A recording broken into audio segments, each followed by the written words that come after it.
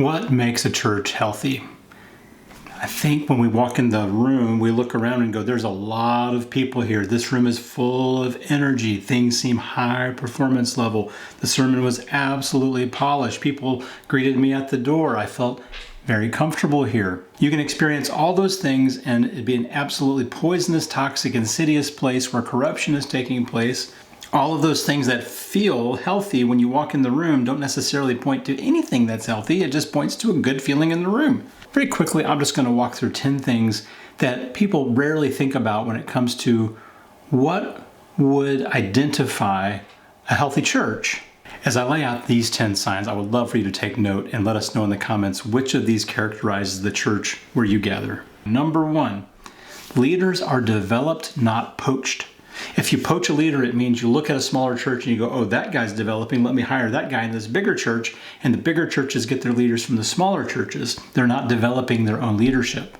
There's churches like Real Life Ministries and Post Falls, Idaho, that has like 90% of their staff is developed from the inside rather than hired from the outside. And they are actually able then to send leaders out to new places, which is number 2. Leaders are sent, not collected. Real Life Ministries, for instance, sent Brandon Gindon down to Texas to be able to plant a church down there. You literally have so many leaders being developed in a healthy leadership pipeline, which is the underlying principle of what makes this healthy, that you are literally able to give leaders away. You're able to send them away. And not only are you able to send leaders away, you're able to send members away. When we did 20s and 30s ministry in Florida, we came up with this idea that it would be an amazing goal. It was our goal to have no one show up to Bible class. The metric for a healthy Bible class is a full class, bursting at the seams, people bringing in chairs. We wanted 0 people in Bible class. And the reason we wanted 0 people in Bible class meant because we were using that time to bless people, to visit shut-ins, to do service. And we didn't need people to show up to get more information. We were sending people out during that time on mission with a purpose. We're so healthy that we're not even afraid that our numbers are down because they're down for the right reasons. Number 4, you have a culture of discipleship. Members are naturally making disciples. It's not a program. They know how, they're executing on it, it's happening. And those disciples are making more disciples. That is an incredible sign of a healthy church. Very few churches can meet that criteria. Number 5, conflict is resolved, not avoided. So often, Christians become incredibly emotionally immature and stunted in their spiritual growth because they are never taught how to reconcile conflict. Instead, they are allowed to take the conflict to the leadership and allow the leadership to handle the conflict instead of allowing the members to handle their internal conflicts with other members, just as Jesus said to do in Matthew 18. We circumvent Matthew 18, bring elders in instead of last step, or next to last step as first step, and no one knows how to resolve conflict. A healthy church is one that goes, oh, you two have a conflict. You two need to get together and work that out. We will not be involved until we get to that point in step 3 of Matthew 18. That's a healthy church. Number 6, your leaders are not really known outside the congregation. They're spending their time pastorally doing the work in the local church so that you don't have some sort of celebrity person out there who is getting distracted, often very tempted by the flesh to make a name and create a brand and do all the things. They are known. This is the cool part about this. Think about knowing and being known.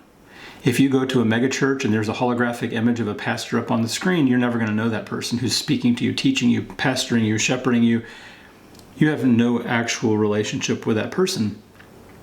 In a healthy church, you will have connection with a shepherd. You will have a pastor, a teacher who is known to you and who is known by you. That's the very essence of church, to be known and to know.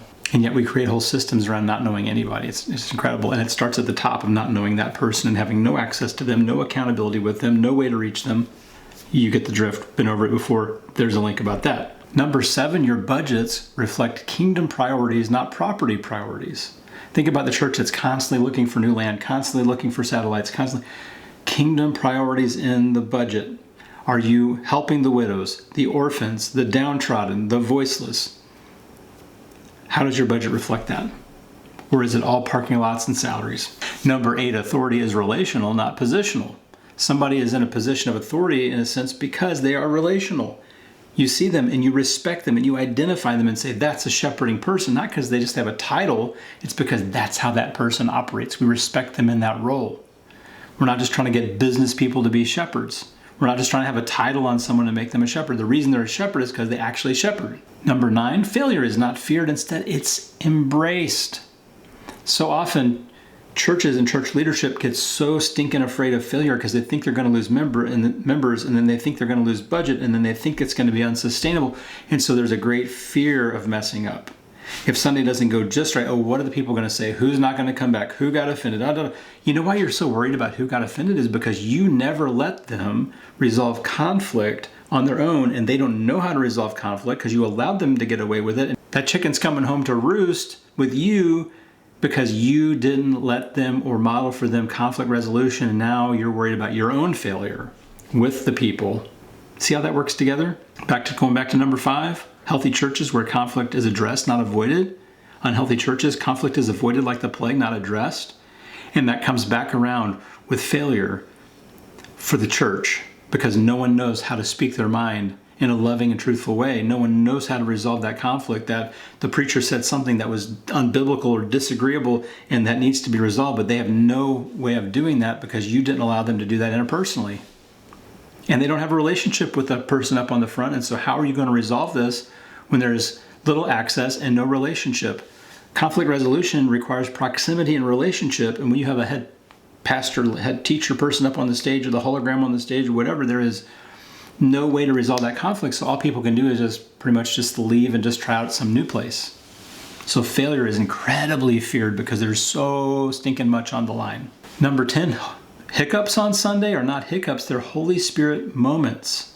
You look at, again, this whole idea of like Sunday's got to go off without a hitch. We got to get people up and down quickly. We got to make sure that the songs are on key. We got to make sure that the sermon's only at 22 and a half minutes so that we can get to the child blessings at the end of the youth pastor. And then something gets a hiccup and you go, oh my goodness, we failed, number 9. And no. How about hiccups where your script got all goofed up? Was a Holy Spirit moment. Imagine that you had a leadership that was not so concerned about following a script, but that it's okay to go off script because we're following the Spirit's lead. That's a healthy church.